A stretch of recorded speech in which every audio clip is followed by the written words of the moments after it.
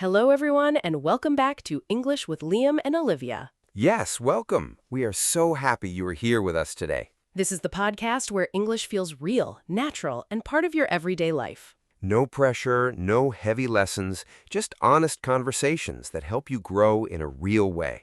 And today we have an episode that is going to completely change how you think about speaking English well. Yes, because today we are going to challenge a belief that so many learners carry with them. A belief that holds them back, that makes them feel like their English is never quite good enough. And by the end of this episode, that belief is going to be replaced with something much more useful and much more true. So let us get into it. This one is going to feel really freeing. Before we start, a small and genuine request from us to you. If this podcast is helping your English feel more natural and more confident, please like this episode right now. And if you have not yet subscribed, please join our community today. A brand new episode is waiting for you every single day. Every episode you listen to is one more real step forward. Do not miss a single one. So today we are talking about sounding smart in English. And the belief we want to challenge is this one. Many learners think that to sound smart in English, you need to use big, complicated words. Long words, rare words, words that most people have to look up in a dictionary. And so they spend enormous amounts of energy trying to memorize sophisticated vocabulary. And then when they try to use those words in real conversation, something goes wrong. The sentence feels forced, the timing is off, the word does not quite fit the context. And instead of sounding smarter, they end up sounding less natural, less confident, less fluent. And here's the truth that most English learners never hear. The smartest communicators in English are almost never the ones using the biggest words. They're the ones who express complex ideas clearly using simple words. Clarity is intelligence, simplicity is sophistication, and today we're going to show you exactly how to achieve both. We're going to look at 3 powerful strategies that make you sound smarter in English using words you already know. No new vocabulary required, just a new way of thinking about the words you already have. That is genuinely exciting. Let us begin. Let us start with the first strategy, precision over complexity. What does this mean exactly? It means choosing the most accurate, simple word rather than a long, complicated one. Think about this. Many learners, when they want to sound smart, say something like, "The situation was quite challenging and presented numerous obstacles." That sentence has bigger words, numerous, obstacles, presented, but it's actually quite vague. A smarter version would be, "It was harder than we expected, and we had to solve 3 specific problems before we could move forward." That version is simpler, but it's also more precise, more specific, more intelligent. Because intelligence in communication is not about the size of your words, it's about the accuracy of your meaning. Think about a doctor explaining a diagnosis to a patient. The best doctors don't use the most medical terminology they know. They use the clearest language that helps the patient understand exactly what is happening and what to do next. And patients trust those doctors more, feel more comfortable with them, feel more cared for by them. The same principle works in every area of English communication. Clarity builds trust, precision builds credibility. Let me give you a real work example. Your manager asks why a project is delayed. A complicated answer. The project encountered unforeseen complications in the preliminary stages that necessitated a comprehensive reassessment of our strategic approach. By the time you finish that sentence, your manager has already stopped listening. A precise, simple answer. We found a problem early on that changed our whole plan. We spent 2 days fixing it, and we're back on track now. Which answer sounds smarter? The second one, because it's clear, it answers the question directly, and it ends with reassurance. The manager understands immediately, trusts you, and moves on feeling confident that you have it handled. Or a personal situation. Someone asks you why you left a previous job.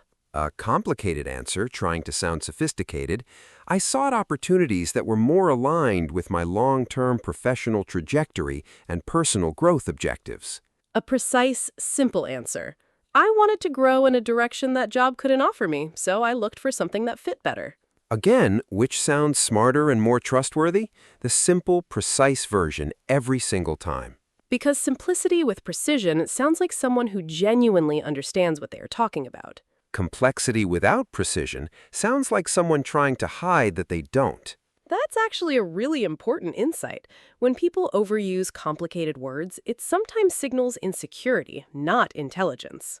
The person who truly understands something can explain it simply because they've processed it fully. And that full processing is what intelligence actually looks like in communication. So strategy one is precision over complexity. Know exactly what you want to say it in the clearest, simplest way possible, and trust that the clarity itself is impressive. Now, say it with us. Everyone listening, repeat the sentence out loud. I say exactly what I mean using the clearest words I know. Say it again with full confidence. I say exactly what I mean using the clearest words I know. That sentence is a commitment to intelligent communication, and it's one of the most powerful things you can do for your English. Keep that sentence. Let it guide how you speak from today forward. Now, let's move to strategy two, structure and flow. This strategy is about how you organize your thoughts when you speak, not what words you use, but how you connect them. And this is where so many learners miss an enormous opportunity to sound smarter instantly. Think about two people answering the same question. Someone asks, "What do you think about working from home?" Person one says, working from home is good, but also sometimes difficult, and I think it depends on the person and also the job, and some people like it and some don't, and I think both can work. Person 2 says, "I think working from home works really well for some people and not at all for others. For me, personally, it depends on the kind of work I'm doing that day." Both people used simple words, but person two sounds so much smarter. Why? Because person two organized their thoughts. They had a clear structure, a clear beginning, a middle, and a clear personal conclusion. And in English, the ability to organize your thoughts quickly and clearly is one of the strongest signals of intelligence. So how do you develop this? You use simple linking phrases that give your speech structure. Phrases like, "first of all," and then, "on the other hand, the reason for this is," "what this means is," so basically, "in the end." These phrases are not complicated. They're simple, but they create a feeling of organized thinking. Think about a work situation. You're asked to give your opinion on a new company initiative. An unstructured answer, I think it's good, but also it might not work for everyone, and there are some issues, but overall probably fine. A structured answer. First of all, I think the idea is strong. The reason I like it is because it addresses something we've needed to fix for a while. On the other hand, I do think we need to consider the people who will struggle with the change, but overall, I think with the right support, it could work really well. Same level of vocabulary, completely different impression. The structured answer sounds thoughtful, balanced, intelligent, like someone who considers all sides before sharing their view. And that quality of considering all sides is one of the things people most associate with intelligence. Another real situation. A friend asks you for advice about a difficult decision they're facing. Unstructured, I think you should do it, but also maybe not, and it depends, and I'm not sure, but probably yes. Structured. I think the most important thing to consider here is what you'll regret more, not doing it or trying and it not working out. Because in my experience, the things we don't try stay with us longer than the things we try and fail. That structured answer is not using any complicated words, but it sounds wise, considered, genuinely helpful. And your friend will feel that you thought seriously about their question, not just gave a quick automatic response. The structure is what communicates depth of thought, and depth of thought is what intelligence sounds like. And the beautiful thing is, you can practice structure anywhere, at home alone, talking to yourself in English. Give yourself a question. Answer it. First of all, this. The reason for this is that. On the other hand, in the end, I think. Practice that pattern until it feels automatic, and then watch how your English in real conversations transforms. Structure is not complicated. It's a habit, and habits are built through repetition. Start today. Say it with us now. Repeat this structured thought out loud. First of all, I believe in myself. The reason for this is that I'm putting in the work every day, and in the end, that work will show. Say it again. First of all, I believe in myself. The reason for this is that I'm putting in the work every day, and in the end, that work will show. Did you feel how structured and intelligent that sounded? You used completely simple words, but the structure made it feel powerful and considered. That's strategy 2, structure and flow. Use it everywhere. Now let's talk about the third strategy, the power of the pause. This one surprises a lot of learners because most people think that sounding smart means speaking quickly and confidently without stopping. But actually, the opposite is often true. The people who pause before they answer often sound far more intelligent than the people who respond immediately. Think about someone you respect, someone you think of as wise or intelligent. How do they speak? They probably don't rush. They probably take a moment before they answer important questions. And in that pause, something happens. You lean in a little. You think, this person is actually thinking about what I asked. And the answer that follows the pause feels more considered, more valuable, more worth listening to. Because it was. It was thought about before it was said. In English, there are beautiful ways to pause without the silence feeling awkward or uncomfortable. Phrases like, that is a really interesting question. Let me think about that for a second. Or, I want to make sure I answer this properly. Or simply, give me a moment on that one. These pausing phrases do something powerful. They signal that you are engaging seriously with the question. They say, I value your question enough to think before I answer it, not just give you a quick surface response. And that signal of seriousness is one of the strongest intelligence signals in any conversation. Think about a job interview. The interviewer asks, what do you think your greatest weakness is? Person 1 immediately says, I work too hard.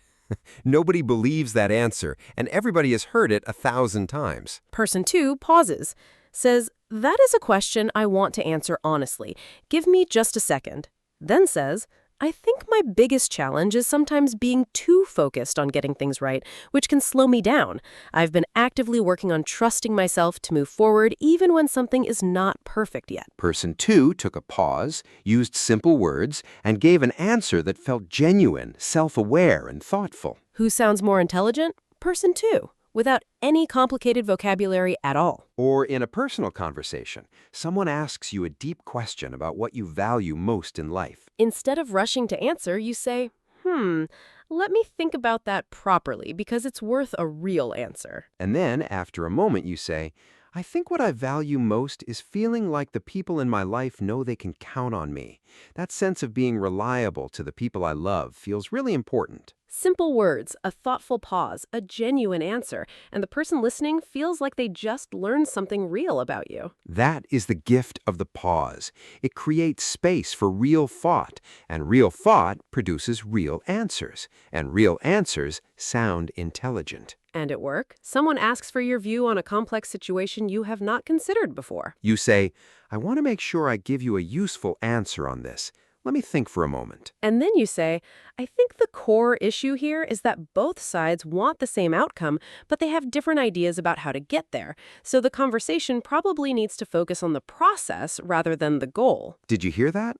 The core issue here is both sides want the same outcome, but the conversation probably needs to focus on Simple words, clear structure, a thoughtful pause before it all, and the result is an answer that sounds genuinely intelligent and insightful. Strategy 3, the power of the pause. It costs you nothing, and it gains you everything. Now, let us talk about some common mistakes learners make when trying to sound smart in English. The first mistake, using a big word incorrectly, thinking it will impress. We've all seen this, and we understand why it happens. You learn an impressive new word, you want to use it. But if the word is even slightly wrong for the context, it does the opposite of what you intended. For example, using the word literally when you do not mean it literally, or using parameter when you mean perimeter. Or saying something is ironic when it is actually just coincidental.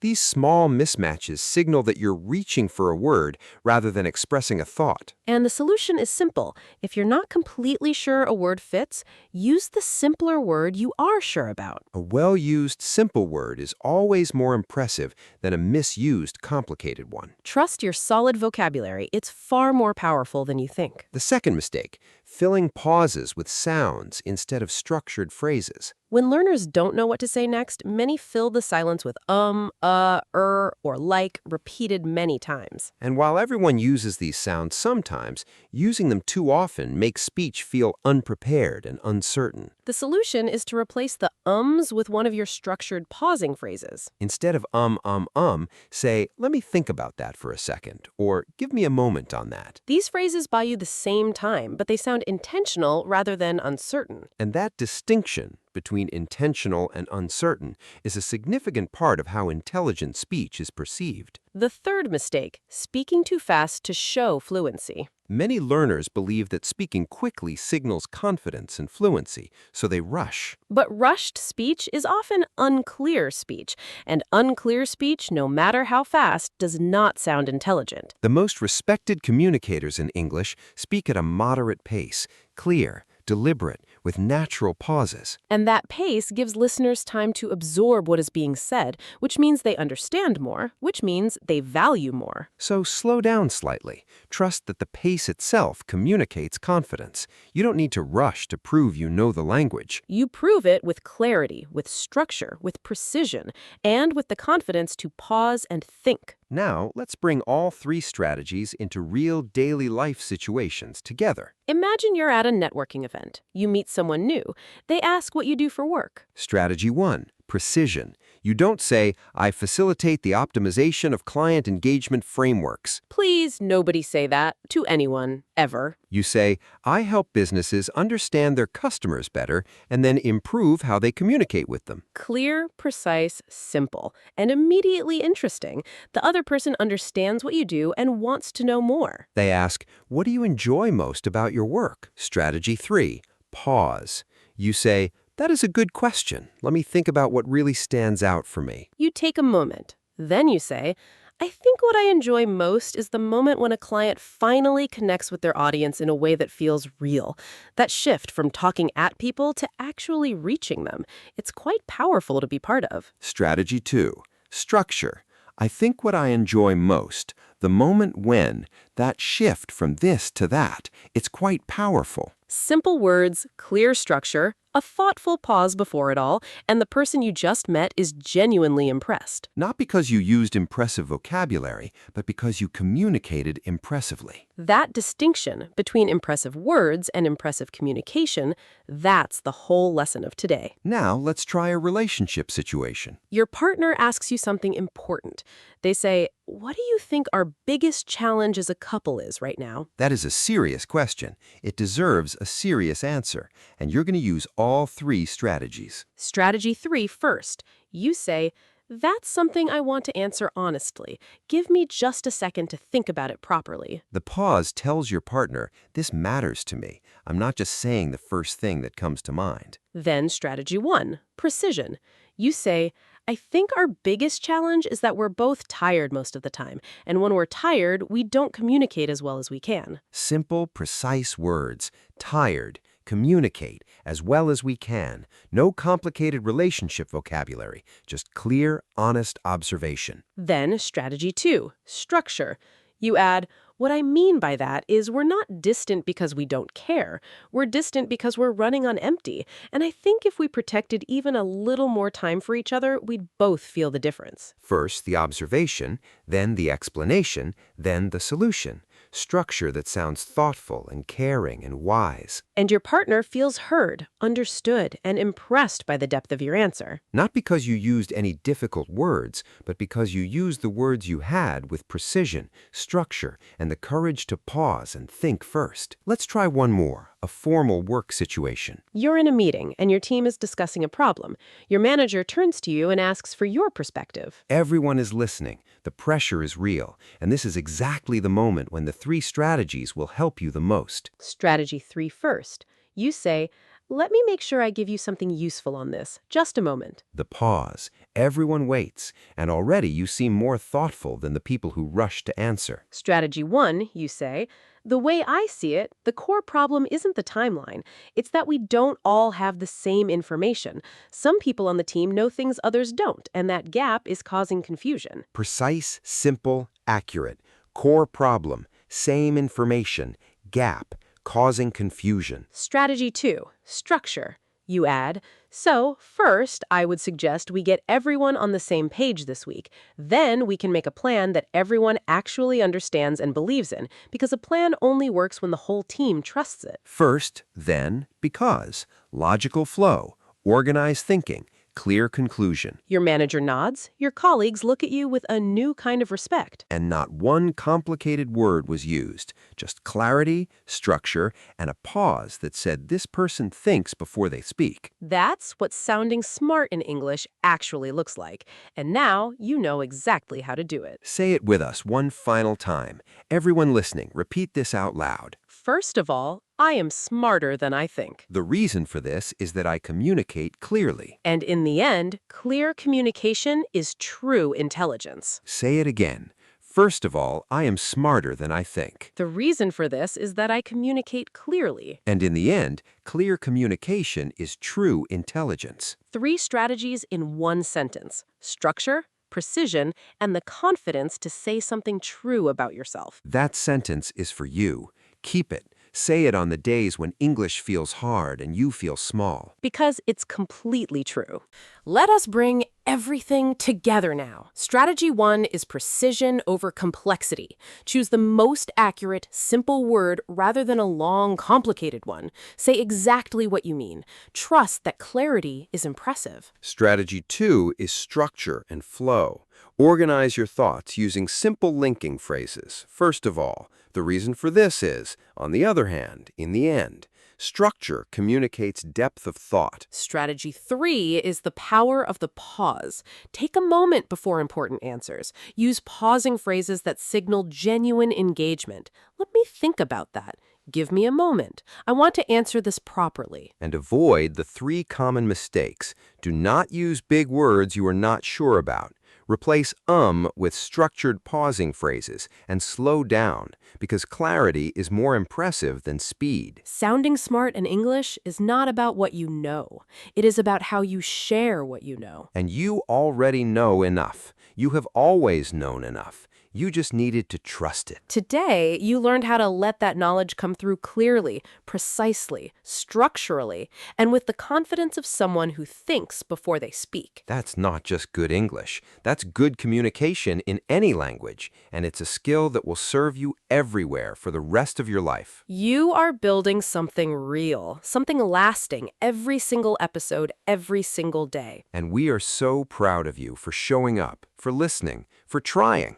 Keep going. The English speaker you want to be is closer than you think. We see that person in every one of you already. If today's episode helped you think about English communication in a completely new way, please give it a like right now. And if you are not yet subscribed, please join our family today. A brand new episode is ready for you every single day. Thank you so much for being here with us today. Every single listen means the world to us, truly. This has been English with Liam and Olivia. Simple English, real conversations, daily practice. Take care of yourselves. Keep speaking, keep growing, keep thinking. We'll see you in the very next episode. Bye, everyone. Bye.